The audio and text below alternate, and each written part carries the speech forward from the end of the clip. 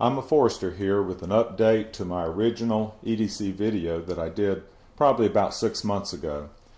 I've still used the same basic system with the fanny pack carrying most of my gear, but I have had some changes in guns, knives, and some lights that I carry. So I thought I'd do just a quick update and go over the changes, not go over everything that I carry in the fanny pack. I'll put an update, or I'll put a link, to the original video down below so that you can click on that and watch more detail about the fanny pack and the whole system that I use. Let me start with the guns. I still carry the Ruger LCP in 380 with a spare magazine in the fanny pack. That's my backup weapon most times.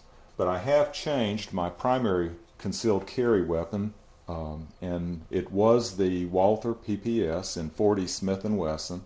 I've changed this. I think in the original video I mentioned that a lot of times I ended up using this as a truck gun, where I would just leave it in the truck if I couldn't carry it on my person during the day. And to be honest, this is just too expensive of a gun to leave in the truck and take the chance of it being stolen. So I've replaced it.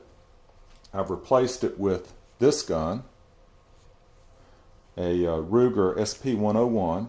I carry it in this Galco leather holster. It's a paddle holster, and it just slips on and off very nicely. I like this carry system. I carry it about at a 4 o'clock position, and it's very comfortable. This is the snub nose version. It's in 357 Magnum. It's got a little heft to it, which you need when you're shooting that 357 Magnum round. But I generally carry this 38 Special Plus P round with the Federal Hydra-Shock. And you can tell it only has 5 rounds in it. So when I carry this gun, I also carry an HKS reloader, which gives me a total capacity of 10 rounds. So actually this combination right here gives me more capacity than the Walther PPS did, which I carried 7 rounds in it, 6 in the magazine and 1 in the chamber. This has worked out very well for me. It just turns out that both guns that I carry are Rugers. I didn't plan it that way. It just turns out that they make the perfect gun for my carry system. Okay, the second thing that I changed is the knife, the tactical blade that I carry. This is a Cutco Sportsman's knife. I've done a review of this. You can click on a link. I'll put a link below to the review of this knife. But in the review I said that I don't, this knife really is more of a utility knife than it is a tactical blade. And so I've replaced it. I've replaced it twice actually. The first time I replaced it is with this Kershaw Blur, and I really enjoy this knife. It fits my hand well, and it serves the role as a tactical blade much better than the Cutco knife. But since then I've actually replaced this Kershaw Blur. I do carry it from time to time, but I've replaced it with this Almar Eagle. It comes in a nice leather case.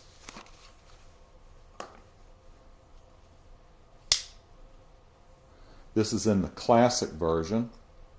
You give up some weight, or you increase the weight in the classic version. It's about 4 ounces versus 2 for the ultralight.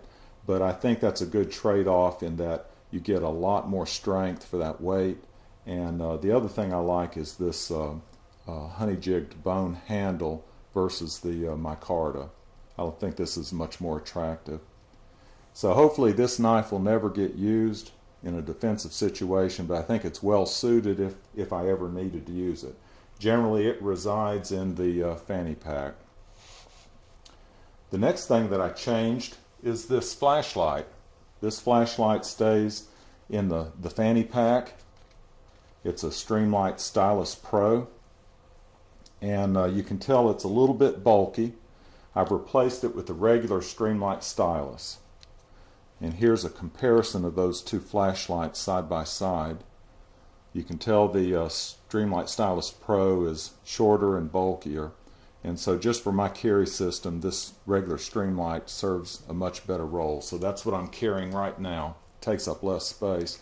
This Streamlight Stylus Pro still is being used. It stays in my bedside table right next to my primary home defense gun, which is an FNP in 9mm.